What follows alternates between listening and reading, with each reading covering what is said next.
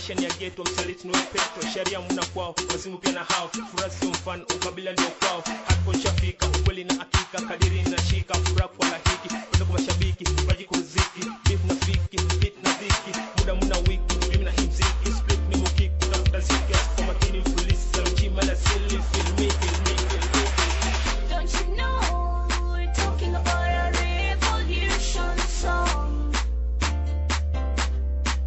Don't you know talking about a revolution song? Don't you know? Mighty. Angel Snub 7. I am your brother, and hopefully your friend, Taalik Ibn'rad. I'm sorry, but certain topics make me laugh because they're just funny to me. But at the same time, it is rather sad. I will tell you why it's sad. When you look upon social media is like a thermometer to what the real community really is. In the real community, outside of social media, and even prior to the internet, there have been thousands, if not a few millions of people, black people, African Americans, so-called Negro, Hebrew Israelite, whatever you want to call yourself, there have been thousands of us who are the descendants of slaves born in America for generations, generation after generation. We have stood up and we understand that this place called America is not our home.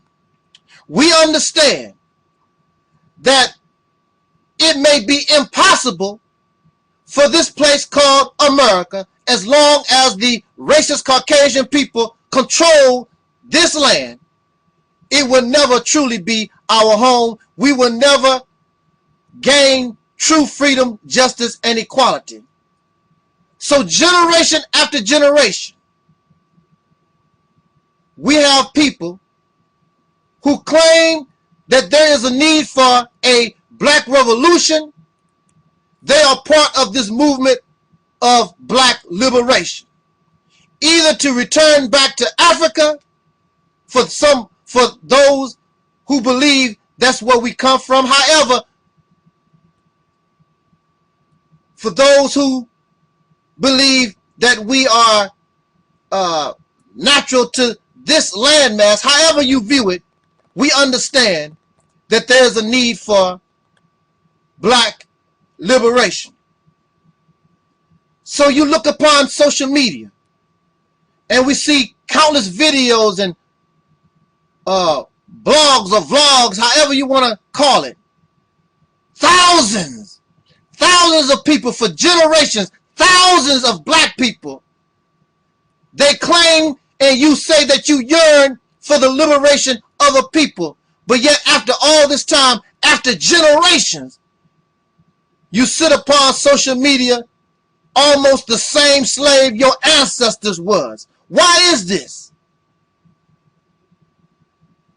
Why is this? Now what brings me to this topic and what makes me laugh is that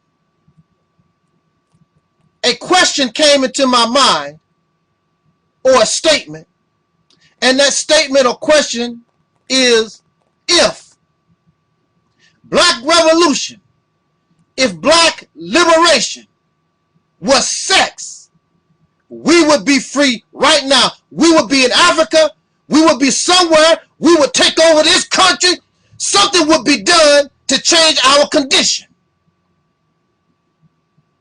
If we felt about black liberation the way we do towards the sexual act. The reason why we are obsessed with the sexual act because of the pleasure that we get. So we keep wanting more and more and more. If there was no pleasure in the sexual act, if there was no attraction to the opposite sex, and some of y'all the same sex, we would not be interested. There are men and perhaps women, and I know being around certain males, and I might even be snitching on myself. There are men who will walk, not get in a car. They will walk for miles in hopes that they can sleep with some female. They will ride bus after bus. They will hitchhike because they want that vagina. They won't let nothing stop them. And not only is this for men, it's possible for women, but most times men are physical creatures or beings. And we are attracted to body shape. We are attracted to the flesh. And if a male was not attracted to the flesh, then how could the human being reproduce? Because there has to be some type of attraction to this flesh. And I also was looking at this. And I'm not trying to be vulgar or nasty. What does a penis look like? See, some of y'all so obsessed with the penis and the vagina, just talking about this topic. What are you going to say next? What you talking about? What you mean the penis is ugly? My penis looks sort of cute.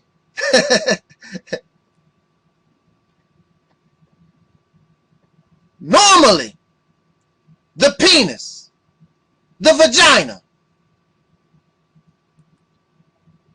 if they were not associated with the sexual act, these organs, your genitalia, and for some of us who are not obsessed with the sexual act, we view these organs, our genitalia, as something that don't look cute. In fact, it's rather ugly. And I'm not going to try to describe it because I don't want to be nasty and vulgar. We know what they look like. Some of us own them. But we are attracted to something that really we should view as ugly. But there is pleasure in that ugliness. There's some type of satisfaction that we crave, that we are attracted to, even in something that may be considered ugly. Beauty is in the eye of the beholder. But I can guarantee you, most times, no one would consider a vagina or a penis pretty. Now, we might consider a puppy pretty. We might consider a little infant in the cradle, when you clean that infant up and smelling good like baby's supposed to. We might consider that.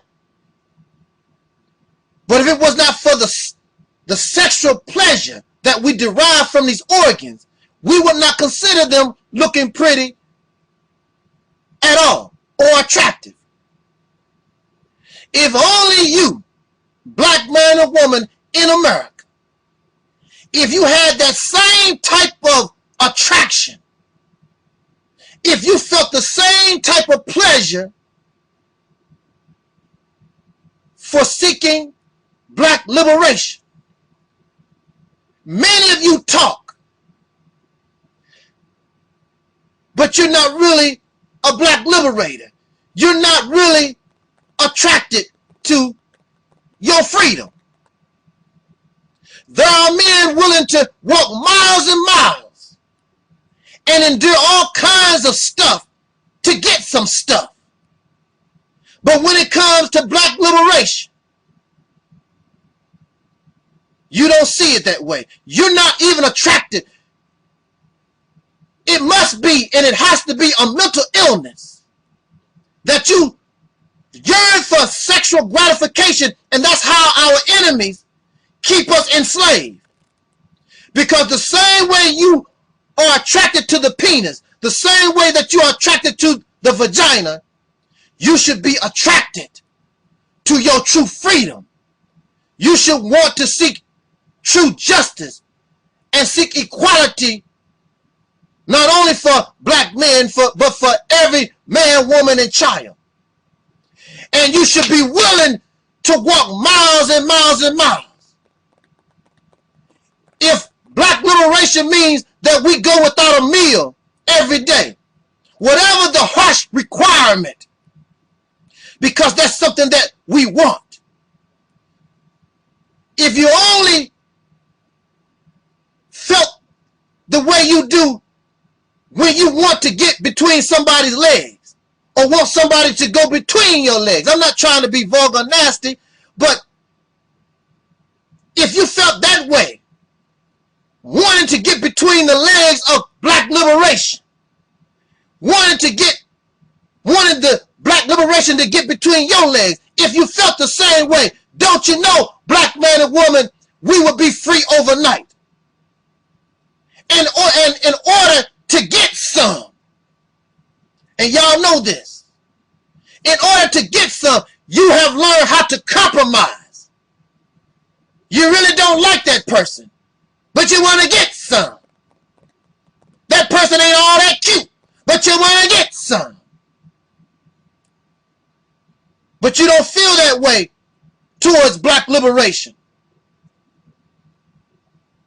Because if you wanted to get some black liberation, that means you have to compromise in order to get some. That means your brother and sister that you disagree with, that you don't like, but you're going to have to change your ways. You're going to have to be flexible so you can get some. What do you want? It's not a vagina. It's not a penis. What do you want? I want to be free from my oppressors.